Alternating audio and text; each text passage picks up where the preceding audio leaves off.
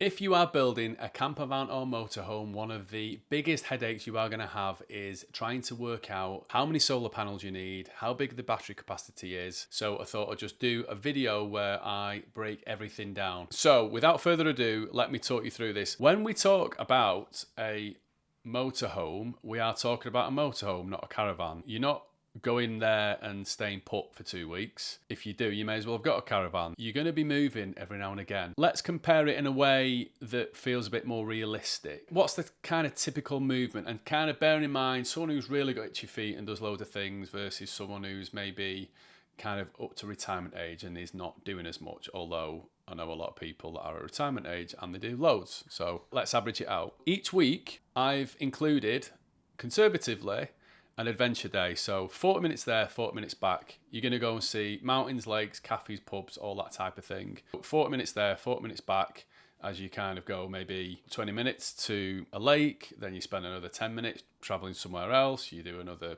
you know what I mean? You'll do quite a bit of driving on that day. Then you've got a day where you're going to do the shop run. Again, this is really conservative. 15 minutes there, 15 minutes back. If you're in the Highlands and you're somewhere really remote, you might be more kind of 20 minutes there, 20 minutes back to the local shop. But I've included 30 minutes, one day a week for that.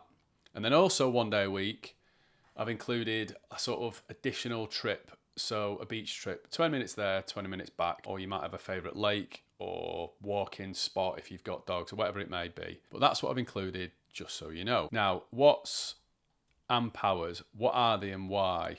If you're really new to this, I'm just going to explain it using an analogy called syringe analogy. Volts times amps equals watts. And the best way to think about it, in an electric cable, you have volts, which is the pressure. So if you imagine it like a plunger, and it's how hard you push on that plunger to increase the pressure, versus the amps, which is the amount of volume within that cable. And the amount of volts and the pressure, so volts times pressure, equals the watts, which is the amount of work that energy does. There's something called ohms as well, which is resistance. So if you've ever heard of the word ohms, it's resistance. So if you think about that in terms of maybe how tight the opening is at the end of the syringe, you'll get a good idea of what that is. Now, another thing to mention, you'll sometimes see a W for watts.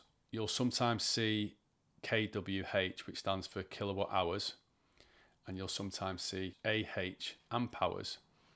To just really simplify this, if you look on a kettle or a device, you'll see the wattage. If you look at something 2.4 kilowatt hours, it's the same as it being 2,400 watts. You can easily understand what something uses in an hour by doing it this way. So we always like to look at things in watts because it's easier to understand because it's the end of the equation.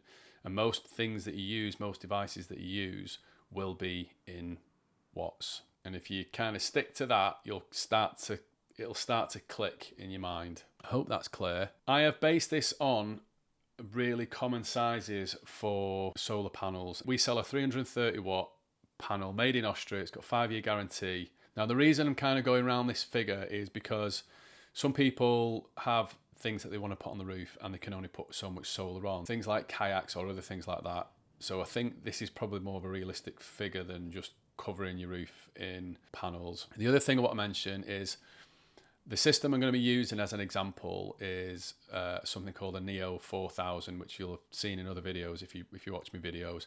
This is what I've got in my van at the moment. Previous to that, I had a Clayton Power system. This allows for quite a hefty alternator charging input, so it allows for 1,440 watts. What I've done is I've done the stats based on the Neo on its own with its included 2.4 kilowatt hours battery, and then you can have an add-on battery which is quite easy to fit, which will double that. This can equally apply to a Victron system, a Energy system, EcoFlow system in terms of the actual math. So I hope that explains that. So what types of things are we using?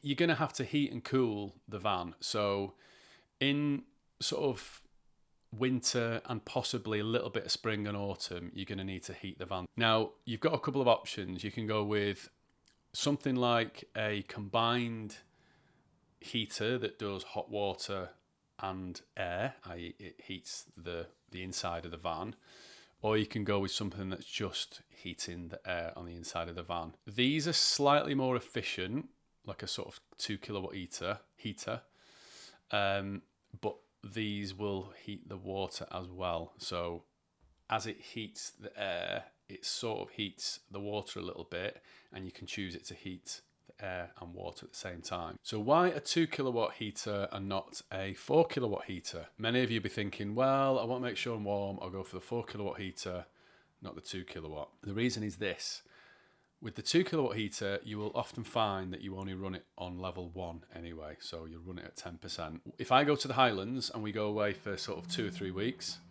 I will typically turn this on 1 and pretty much run it all the time whilst I'm away. I'll have it on 1 in the evening when I'm sleeping, I'll have it on 1 when I'm driving. You'll just find that that is enough. If I had 4 kilowatts, it'd be on, off all the time. And with diesel heaters, they're not great at on, off, because when you turn them off, they have to keep running for a little bit to get rid of the combustion and rid of the heat. With a gas, it's a bit better because it can kind of go on and off a lot smoother, whereas with a diesel heater, it can't. And also, to a certain degree, if you just run it on its lowest setting all the time without giving it a blast, it's kind of like city driving, where you can have your DPF get a bit like kind of coked up and a bit gunged up. So you want to really be using a smaller 2 kilowatt heater and then giving it a blast every now and again. And then you might run it from like level 1, level 2, level 3, and it'll work a lot better. So a 2 kilowatt heater running at level 1, and typically in winter it might be 10 hours a day, so 100 watt hours. With a max air fan to cool it, in winter you might just be running it at sort of 10% speed. You will always be still running in winter because you'll be taking the moisture out of your van. So you'll be heating the van, you'll be in there, you'll be cooking, you'll be doing different things. You want to take that moisture out of the van. You'll probably have a window cracked open and your max air fan on, and you'll be pulling fresh air into the van. If you're new to having a camper van, this will sound stupid. Living in there, cooking, having the odd shower, you build up a lot of moisture. The only way to get that out is through circulating the air and getting clean, drier air through the van. So what we've got is we've got winter mode and a sort of summer mode. So in the summer you're going to be using a lot more. In the winter you'll be just kind of ticking over at 10%, maybe the odd blast to get shower steam out or whatever. The next thing to think about is the things that you're going to be using in a van. So again, I've gone with we've got a 90 litre Thetford fridge, and in the winter it's going to be working, but in the summer it's going to be working a lot harder. Say you're going to France, Spain, even in the UK, you get a little bit of, some warm days, and that fridge is going to be working really, really hard. So I've accounted for that. Then I've gone with an air fryer. Typically, you might cook something that's 8 minutes, 10 minutes. You might cook something that's 20 minutes, 15 minutes.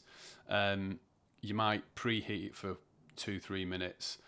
But to average it out, I've just done 12 and a half minutes once per day. And then I've also quoted for induction hob. And what I've done is, again, give you a bit more of a real view of how an induction hob's used. Now we've done an induction hob reality check where we did a full day of cooking, and that was really good to kind of get a bit of an idea of how the power's used.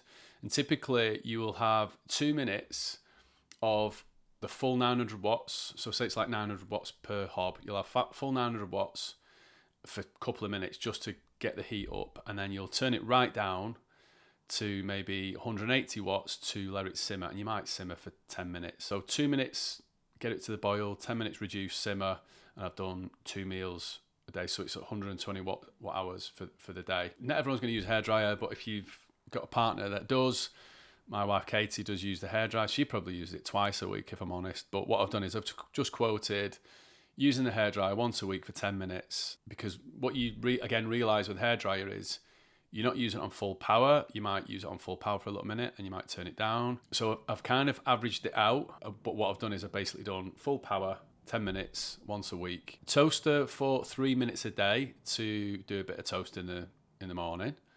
and then a kettle for 2 people 4 times a day. So if you're doing four brews in a day, it'll add up to like 8 minutes. So it'll do 293 watt-hours a day. Now, if you're doing more brews, that's going to go up. If you're doing less, don't worry about it. We've got coffee machines and things like that. Again, coffee machines are a little bit more efficient in that they're only literally heating the small amount of water that comes through.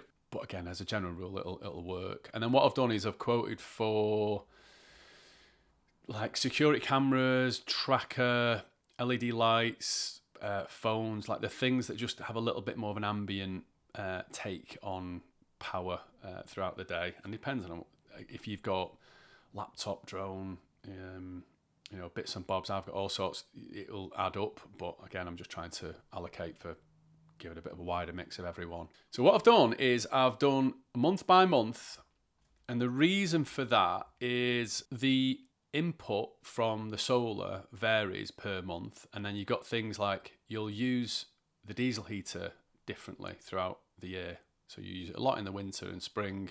Well, a lot in the winter, a little bit less in spring, pretty much none in the summer. Fridge will work a little bit harder in the summer. Kettle, pretty much the same. Maybe you might not have as many brews in the summer because you're drinking beer and you're having cold drinks and all the rest of it. So as we've got like Jan and December, this is where it starts to get low. But with this simple setup and a total of 4,800 watts, you're nowhere near it. You're absolutely fine. So if you need to use a little bit more, you're fine. Likewise, if you're driving a bit more, you're going to be absolutely fine. In this last column, what I've done is I've just done where the battery capacity could possibly be on a Sunday evening. So with that setup, it's belt and braces. You're never going to need more than that.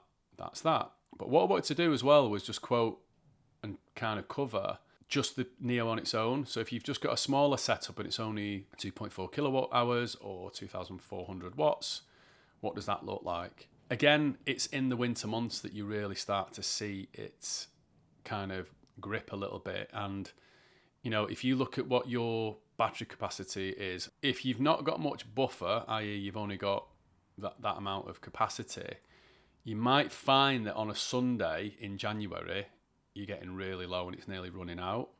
And also in December, you could possibly be earlier on a Saturday, be running out. And that's the reality of what you're dealing with here. It's kind of, you're looking at what your solar in is versus a little bit of driving versus what you total used. And you'll see it vary wildly in terms of what you can actually pull in a day in your solar. In the summer, you've always got this excess of power. This is fairly conservative. So the way we've worked it out, the daily solar yield, the watt hours, is equal to the solar array, which is 660 watts in this instance, times peak sun hours, times efficiency. So we've used 0.8.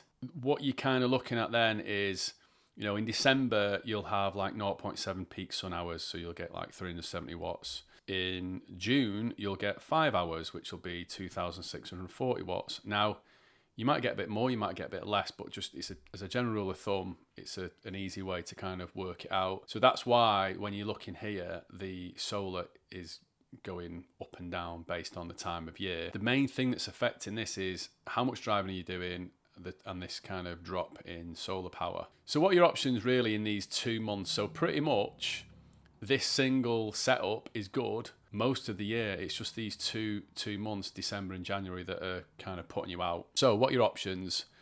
One option is to kind of use some kind of fuel for your brews.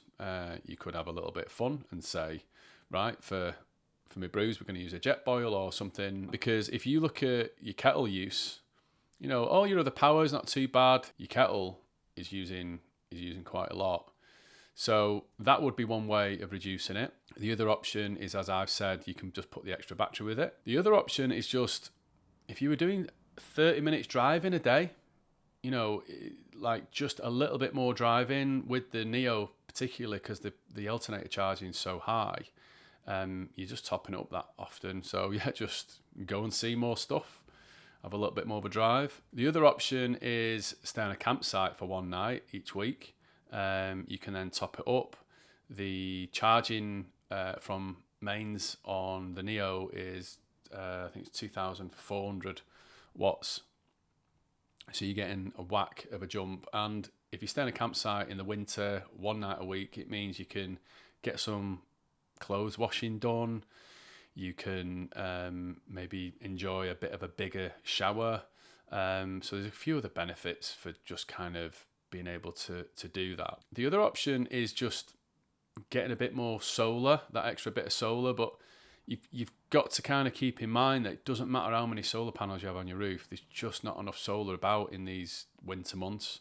So you need to do it in a different way. Really, it's kind of this, it's do a bit more driving and use it, get that power from the alternator, just add a bit more of a buffer with a bit more of an extra battery. I'm probably going to get the extra battery just because we are spending a lot of time in the van at the moment and I'm looking to work from the van and things like that. As I've shown, the Neo on its own would be great. So jump in the comments, let me know what you think. If you are about to build a camper van, has that broken it down and explained things in a nice, simple way for you?